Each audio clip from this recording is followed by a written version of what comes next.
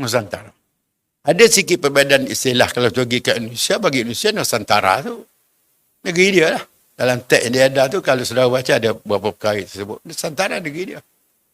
Padahal pada zaman Gajah Mada ni bukan dia raja, tapi dia pembesar yang ada kuasa, yang ada kekuatan. Dia memberi nama. Nusantara tu adalah wilayah di bahagian utara. Kita apa semua ni.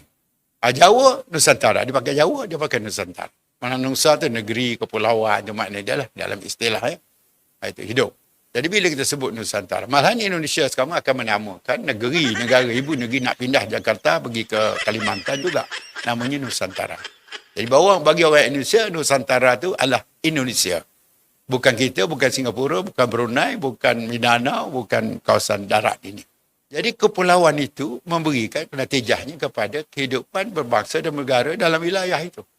Waktu pertikaian hari itu, saya dari Surabaya, Kemala dia sekali lah. Perarakan di bandar Surabaya. Bawa parang, bawa kelewang. Mengatakan Malaysia ini maling. Saya buat adat sajak saya tu. Kenapa dia kata tarian pendek? Malaysia ambil, baru Malaysia ambil, goyang kulit Purwa. Dia tak faham bahawa dalam sejarah kerumpunan ni bebas. Tak boleh, ada masalah je. Serumpun, tak boleh. Tak boleh serumpun, mana boleh.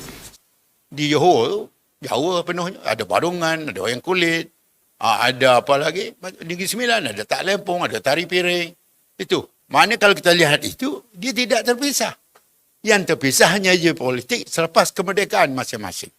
Tidak bisa seperti itu Top Dalang. Di zaman dulu memang tidak memiliki sekat-sekat atau batas wilayah. Sekarang Top Dalang hidup di zaman modern, di mana wilayah sudah dibatasi oleh batas negara bernama Indonesia dan Malaydes. Begitu juga dengan budaya. Di zaman yang sudah modern, budaya dibatasi oleh teritorial batas wilayah. Malaydes tidak bisa dengan bebas mengklaim budaya yang dibawa oleh diaspora Indonesia ke Malaydes, apalagi mengatasnamakan budaya milik bersama. Itu konsep yang keliru Top Dalang, bisa dikatakan konsep maling secara halus. Diaspora Indonesia bukan hanya di Malaydes, di Suriname juga banyak diaspora Indonesia dan sebagainya. Tetapi mereka hanya melestarikan budaya nenek moyangnya dan tidak pernah mengklaim budaya leluhurnya dari Indonesia sebagai milik negara tersebut. Beda dengan diaspora Malin Kundang di Malaydes yang suka sekali mengklaim budaya leluhurnya dari Indonesia. Budaya sudah melekat pada negara asal, tidak bisa Malaydes mengklaim seenaknya saja. Kita ini Melayu, kita ada rumpun Melayu kan. Tak boleh, ada masalah je. Serumpun, tak boleh. Tak boleh serumpun, mana boleh.